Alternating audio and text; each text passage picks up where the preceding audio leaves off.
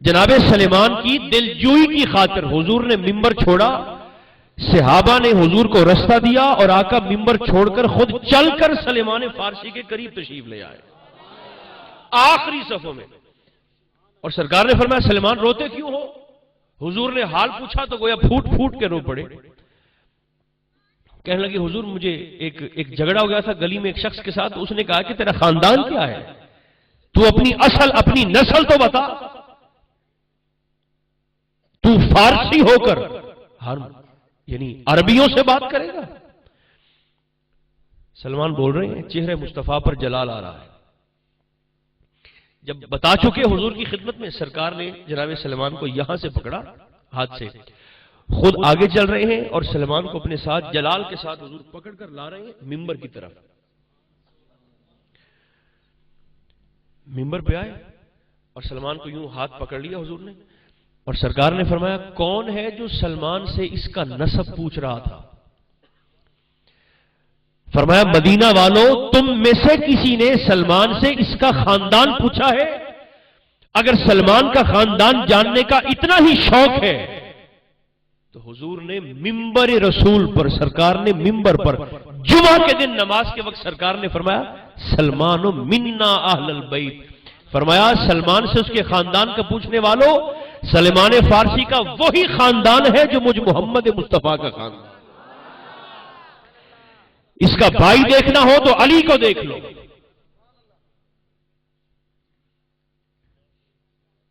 سلمان فارسی کو، اس کی بہن دیکھنی ہو تو سیدہ فاطمہ الزہرا کو دیکھ لو۔ فرمائیے سلمان میرے اہل بیت میں سے ہے۔ حضور نے لوگوں کو عزت دی ہے۔ آج لوگ ہم سے کہتے ہیں، مجھ سے اور آپ سے پوچھتے ہیں کہ دیکھو بھئی تم نے نبی کو بڑھا دیا ہے، نبی کی عظمت کو تم بڑھا دیتے ہو۔ میں نے کہا خدا کے بندے ہماری کیا اوقات ہے کہ ہم نبی کو بڑھائیں؟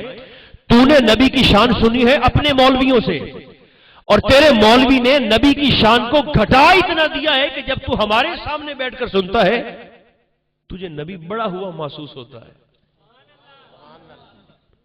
بتاؤں کیسے؟ تو سن کے آیا ہے کہ جبریل حضور کے استاد تھے، جبریل حضور کو پڑھانے کے لیے آتے تھے۔ جب ہمارے سامنے قالین پر تو بیٹھے گا تو ہم تجھے بتائیں گے کہ حضور کے استاد نہیں تھے، حضور کے چوکیدار تھے۔ دربان رسول کا نام جبریل ہے، اور صرف ذوق کی بات نہیں ہے، دلیل بھی عرض کرتا ہوں۔ تخلیق آدم کے بعد اللہ پاک نے جناب آدم کو پہلا حکم ہی یہ دیا تھا، آدم یہ فرشتے ان چیزوں کے نام نہیں بتا سکے، انبئہم، آپ ان فرشتوں کو پڑھائیے۔ بولیے فرشتوں کو پڑھائیے۔ اچھا اب ذرا مجھے آپ ہی چلیں کم از کم بتا دیں کہ جس دن جناب آدم فرشتوں کو پڑھا رہے تھے، فرشتوں کی کلاس میں سرکار آدم لیکچر دے رہے تھے انہیں چیزوں کے نام پر، اس دن جبریل چھٹی پر تھے؟ بولیے تو صحیح، اس دن سرکار جبریل کا آف تھا جس دن جناب آدم فرشتوں کو پڑھا رہے تھے؟ اگر نہیں حاضر تھے تو پھر غیرت کر کے فیصلہ خود کر لو کہ جو آدم کا شاگرد ہو وہ محمد کا استاد کیسے ہو سکتا ہے؟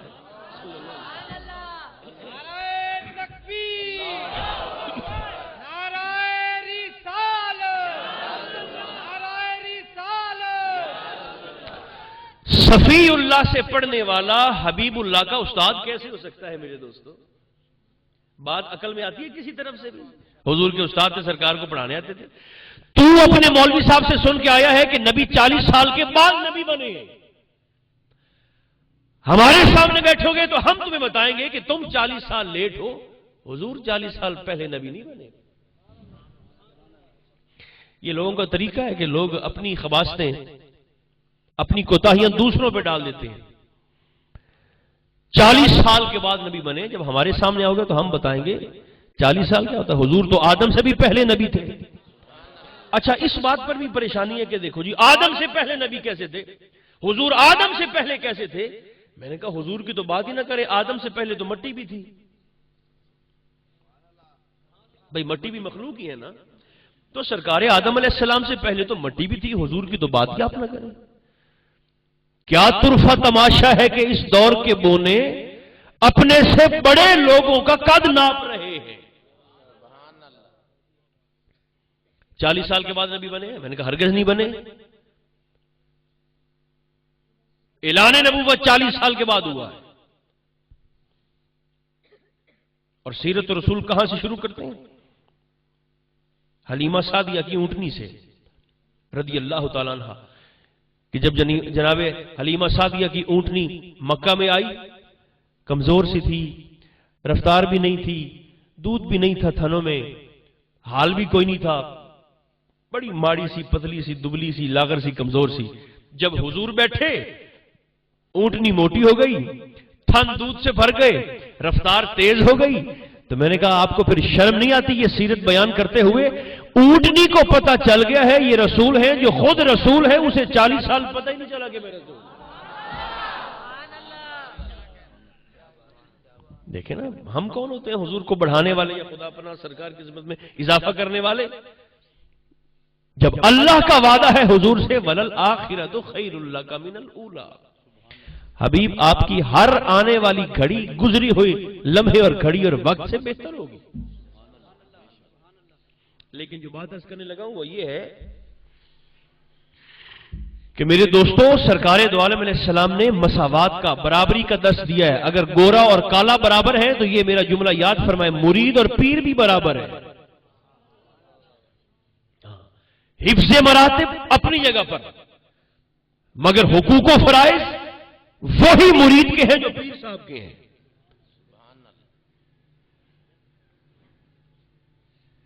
آپ کی توجہ ہے یا نہیں ہے؟ یہی حضور کے خاندان کی تربیت ہے۔ ایک بات سنا دیتا ہوں آپ کے ذوق کی خاطر۔ امام رضا جنہیں عالم آل محمد کہا جاتا ہے، 12 ائمہ کی چین میں امام رضا وہ شخصیت ہیں جنہوں نے مولا علی شیر خدا سے بھی زیادہ مناظر فرمائے۔ اس بات پر آپ زور سے کہہ سکتے ہیں سبحان اللہ، یہ بات خاص ہے، چونکہ امام رضا کے نام پر آپ نہیں بولیں گے تو پھر بہت سی بولتیاں کھل جائیں گی۔ آپ بولتے رہے تاکہ دوسری بولتیاں بند رہیں امام رضا کے نام پر۔ 202 ہجری ہے اور مامون نے اپنی کرسی بچانے کے چکر میں امام رضا کی ولی عہدی کا اعلان کر دیا تھا۔ 200 مہمان بلائے، 202 کرسیاں رکھی، 200 کرسیاں مہمانوں کے لیے، ایک اپنے لیے، ایک امام رضا کے لیے۔ اور مامون نے اعلان کر دیا میرے بعد ولی عہد اور حاکم اور خلیفہ سید زادہ رضا ہوں گے۔ اچھا، وہ مہمان جب بیٹھ گئے تو ہر عربی مہمان کے پیچھے مامون نے ایک حبشی غلام کو ہاتھ میں پنکھا دے کر کھڑا کر دیا کہ مہمانوں کو ہوا چلو۔ کھانا رکھا گیا، ولی عہدی کا اعلان ہو گیا۔ اب 200 عربی مہمان اس انتظار میں ہیں کہ مامون شروع کرے کھانا تو پھر ہم شروع کریں۔ مامون اس انتظار میں کہ جس کی ولی عہدی کا میں نے اعلان کیا ہے سید زادہ شروع کرے تو پھر میں شروع کروں، اور جناب رضا اس انتظار میں کہ ان 200 عربی مہمانوں کے پیچھے کھڑے ہونے والے کالے رنگ کے حبشی غلام کھانا شروع کریں تو پھر میں شروع کروں گا۔ سارے ہی بیٹھے ہوئے، کوئی نہیں شروع کر رہا کھانا۔ جب کوئی ہلچل نہیں ہوئی تو مامون قریب ہوا امام رضا کے اور کہنے لگا سید زادے کھانا شروع کریں، مہمان انتظار کر رہے ہیں۔ آپ نے فرمایا جب تک یہ پیچھے کھڑے ہونے والے حبشی غلام نہیں کھائیں گے تب تک میں تو نہیں کھاؤں گا۔ مامون کہنے لگا سید زادے یہ تو غلام ہے۔ تو آپ نے فرمایا نوکروں کو بھوک نہیں لگتی؟ جب تک ان کے لیے 200 کرسیاں مزید نہ رکھی گئی میں نہیں کھاؤں گا۔ 200 کرسیاں مزید لائی گئیں، رکھی گئیں، اور ترتیب یہ بیٹھنے کی بنائی امام رضا کے حکم پر، ایک عربی کے ساتھ ایک حبشی، ایک گورے کے پہلو میں ایک کالا، ایک مخدوم کے ساتھ ایک خادم۔ جب بیٹھ گئے تو اس وقت آپ نے اپنے نانا جی کے اس آخری خطبے کی طرف اشارہ فرمایا میرے نانا کی آخری تقریر بھول گئے ہو؟ حضور نے فرمایا تھا کسی گورے کو کالے پر، کسی کالے کو گورے پر رنگت کی وجہ سے فوقیت نہیں ہے، عزت کا معیار رب کی بارگاہ میں خوف خدا ہے۔ لوگ کہتے ہیں جی یہ تقریریں شکیلیں جانے اور مولوی صاحب جانے جی ساڑھے پیر تو بڑے چپ چپی تھے یہ پیر. ہمارے پیروں کو کیا کرنا ہے تقریروں کے ساتھ؟ تقریریں جانے اور مولوی صاحبان جانے جی ہمارے پیر صاحب بڑے چپ چپ پیر صاحب. اللہ کا شکر کیا کریں کہ اللہ نے اہل سنت کو ایسے چپ پیر عطا نہیں فرمائے. ہاں جی، حضور غوث اعظم شیخ عبد القادر جیلانی نے 40 سال لوگوں کو واز سنایا تھا. بلکہ آپ تو فرماتے ہیں کہ میں نے تبلیغ کا سب سے مؤثر ذریعہ، تدریس سے بھی زیادہ مؤثر ذریعہ تقریر کو پایا. بات فرمایا کرتے تھے. تو سرکار ایسے خیال رکھتے ہیں. یہ حضور کے خاندان کی تربیت ہے. ایک بات اور بھی سنا دیتا ہوں آپ کو جلدی سے. یہ امام رضا علیہ السلام کی کیفیت ہے جو 12 ائمہ میں جن کا شمار ہوتا ہے. اور ہمارے ہاں کیا ہوتا ہے، مصطفیٰ رضا خان، یعنی مساوات میں بات کر رہا ہوں، مصطفیٰ رضا خان اعلیٰ حضرت کے شہزادے ہیں، حضور اعلیٰ حضرت کے بیٹے ہیں اور مفتی اعظم ہندوستان تھے مصطفیٰ رضا خان. 1.25 کروڑ ان کے مرید تھے. کتنے؟ 1.25 کروڑ. اعلیٰ حضرت کے لخت جگر کے 1.25 کروڑ مرید تھے. ایک بندے نے کہا حضور بڑے مرید ہیں آپ کے. آپ نے فرمایا میں بیعت اس لیے نہیں کرتا کہ میں ان کو بخشوا کے لے جاؤں گا، بیعت اس نیت سے کرتا ہوں ہو سکتا ہے مجھے کوئی ایسا مل جائے جو میری باتیں سن کر اثر لے، اس کی تربیت ہو جائے اور اللہ پاک اس کی تربیت کو دیکھ کر مصطفیٰ کی بھی مغفرت کر دے.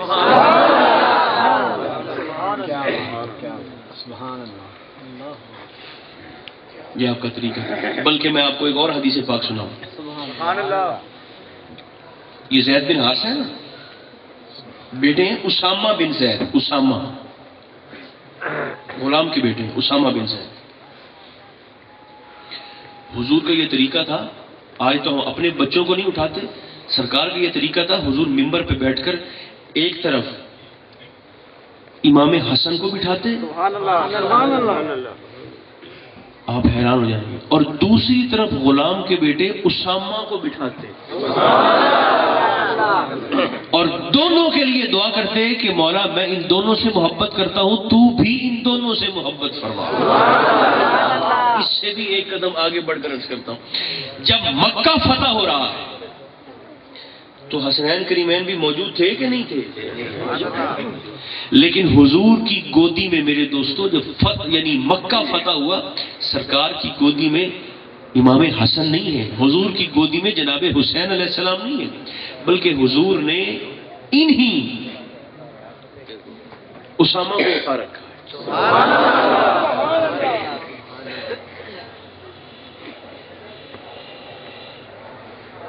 اسامہ ایسے حضور کی گودی میں غلام زادے تھے، حضور نے اٹھا رکھا. اور سرکار نے پیغام دیا کہ صرف مکہ فتح نہیں ہوا، مکہ ہی فتح نہیں ہوا، یہ وہ غیر مساوی سوچ بھی فتح ہوئی ہے جس نے مخدوم اور خادم کا فرق ڈالا ہے. اذان کا وقت ہوا، آخری جملے، اذان کا وقت ہوا، لوگوں نے کہا حضور بلال چونکہ مخالف ہیں بلال کے لوگ مکہ والے، حضور کسی اور سے کہیں اذان دے دے، بلال اذان نہ دے کوئی اور اذان دے دے، حضور یہ مکہ والے مخالفت کرتے ہیں بلال. چہرے مصطفیٰ پر جلال کی سرخی آئی. سرکار نے فرمایا صحراؤں میں اذان دینی ہو تو بلال ہے، دھوپ پہ اذان دینی ہو تو بلال ہے، جنگوں کے میدانوں میں، تپتے صحراؤں میں، چلتے تیروں میں، چلتی تلواروں میں اذان دینی ہو تو بلال ہے. اور آج جب عزت دینے کی باری آئی ہے تو اذان بلال کی بجائے کوئی اور دے. فرمایا ہرگز نہیں، اذان بلال ہی دے گا اور زمین پر نہیں، کعبۃ اللہ کی چھت پہ چڑھ کر.